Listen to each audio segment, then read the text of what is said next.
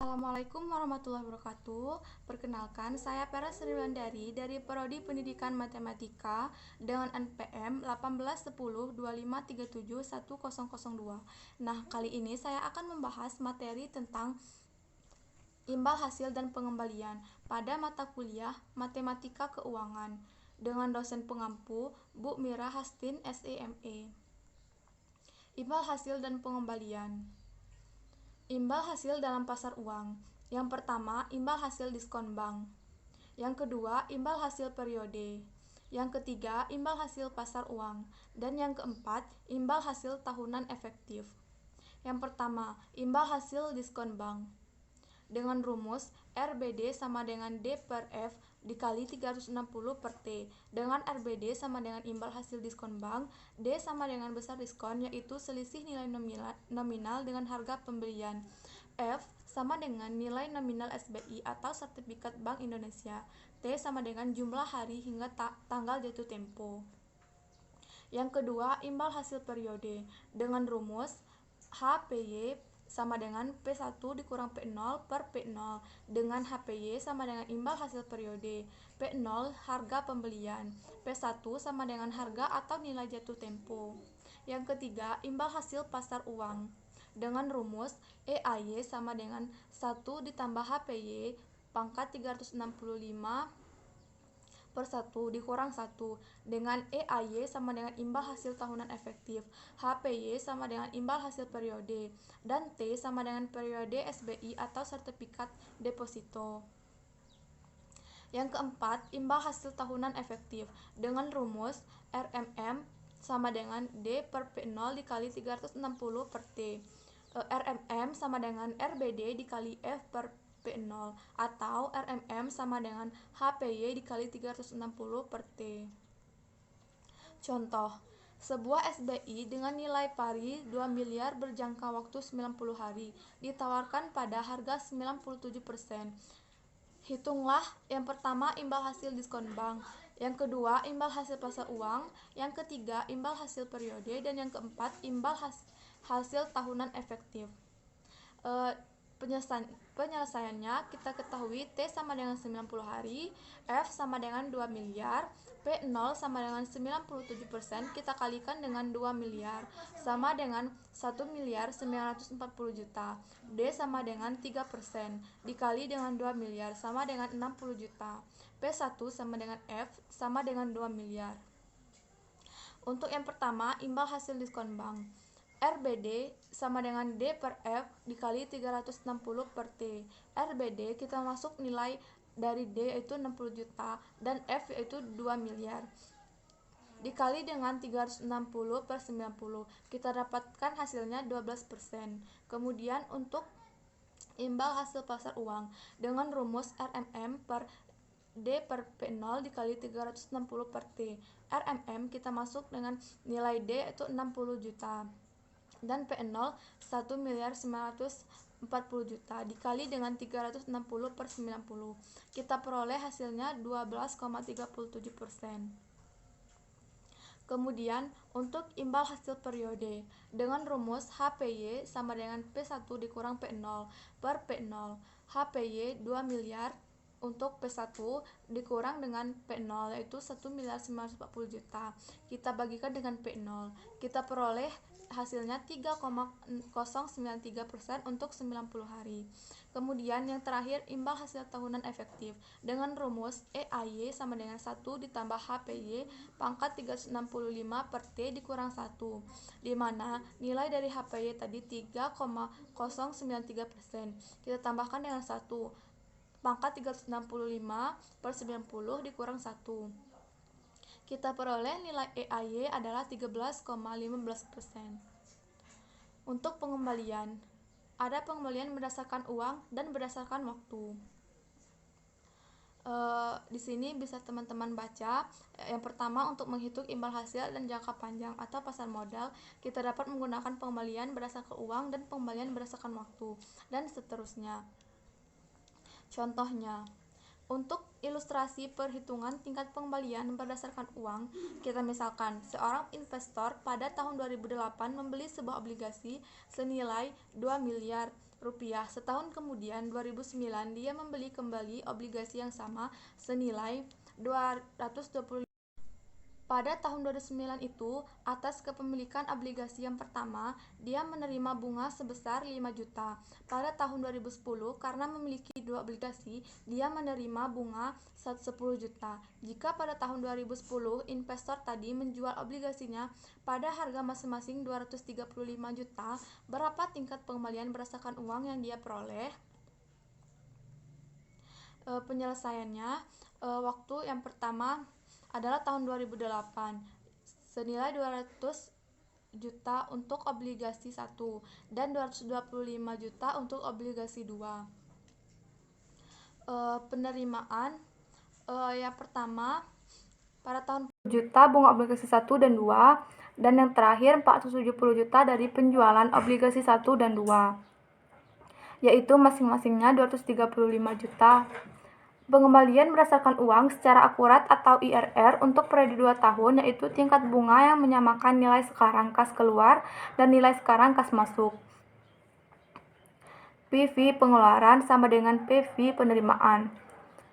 200 juta ditambah 225 juta per 1 ditambah sama dengan 5 juta per 1 ditambah R, ditambah 10 juta ditambah 470 juta per 1 ditambah R kuadrat, sama dengan 200 juta, 220 juta per 1 ditambah R, ditambah 480 juta per 1 ditambah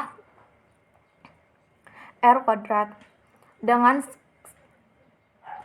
kalkulator dan metode trial and error atau langsung dengan financial calculator diperoleh R sama dengan 9,39%. Pengembalian aritmetik dan geometrik. Pengembalian geometrik juga dapat dihitung dengan RG sama dengan akar V1 per V0 dikali V2 per V1 sampai Vn per Vn kurang 1 atau kurang 1. RG sama dengan akar Vn per V0 kurang 1 dengan Vn nilai portofolio pada periode N. V0 sama dengan nilai periode awal dan N sama dengan jumlah periode. Hubungan pengembalian geometrik dan pengembalian aritmetik dinyatakan dengan 1 ditambah RG kuadrat, 1 tambah RA kuadrat sama dengan dikurang S titik D titik kuadrat. Contohnya, sebuah portofolio saham dan obligasi bernilai awal 800 juta. Setelah 1 tahun, portofolio itu berkembang menjadi 1.600.000.000 juta. Tetapi selama tahun kedua, portofolio itu tidak mengalami pertumbuhan. Sehingga pada akhir tahun kedua, nilainya tetap 1.600.000.000 juta. Hitunglah tingkat pengembalian aritmetik dan geometrik portofolio tersebut. Untuk penyelesaiannya, kita ketahui V2 sama dengan 1.600.000.000 juta, V1 juga sama 1.600.000 juta, V0 sama dengan 800 juta. Untuk R1 sama dengan 1.600.000 juta kita kurangkan dengan 800 juta per 800 juta sama dengan 100%.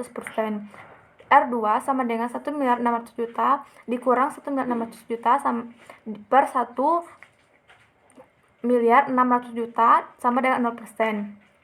Untuk RA sama dengan R1 ditambah R2 per 2, 100% ditambah 0% per 2 sama dengan 50%.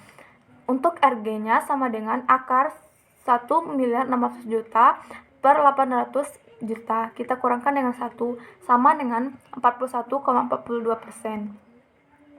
Indeks pasar saham. Ada 4 metode pembuatan saham dalam menghitung indeks. Yang pertama berdasarkan harga, yang kedua berdasarkan nilai kapitalisasi pasar, yang ketiga tidak tertimbang atau berbobot sama, yang keempat berdasarkan saham beredar. Contoh yang pertama. Pada periode awal, T sama dengan 0, harga saham A adalah 100, saham B adalah 50, dan saham C 30. Berapa indeks pasar saham pada T0 dan T1 esok harinya jika diketahui nilai harga T sama dengan 1 menjadi A sama dengan 110, B 50, C 30, dan B A sama dengan 100, B sama dengan 50, dan C sama dengan 33. Karena ada 3 saham dalam sampel dan belum ada pemecahan saham, maka pembagi adalah 3, dan perhitungan indeks di periode 1, 0 dan 1 adalah sebagai berikut. Yang pertama untuk saham A periode 0 sama dengan 100, B 50, C 30. Kita jumlahkan menjadi 180. Kemudian pembaginya adalah 3 saham. Kemudian 180 kita bagi 3. Kita bagi 3, kita peroleh 120. Kemudian 120 dibagi 3, kita peroleh 60. Kemudian 190 kita bagi 3, kita peroleh 63,3. Kemudian 183 kita bagi 3 sama dengan 61. Contoh yang kedua, hitunglah indeks pasar saham jika pada T0 diketahui saham A jumlah saham 1 juta, harga saham 100, saham B jumlah saham 6 juta, harga saham 150, saham C jumlah saham 5 juta, harga saham 200. Pada T sama dengan 1, harga saham menjadi saham A 120, saham B 150, dan saham C 200. Saham A 100, saham B 150, dan saham C 240. Untuk penyelesaiannya sama dengan yang tadi, tapi hanya pembedanya kapitalisasi pasar.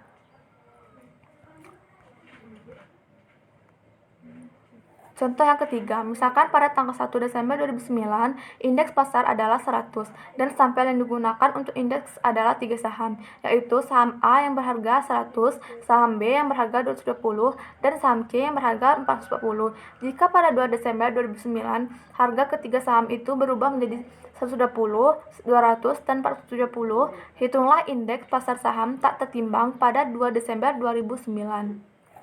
Penyelesaiannya, untuk saham A 1 Desember 2009 100, untuk 2 Desember 120, B 220 untuk 1 Desember, 2 Desember 200, C 440 untuk 1 Desember, dan 2 Desember untuk 470. Harga relatif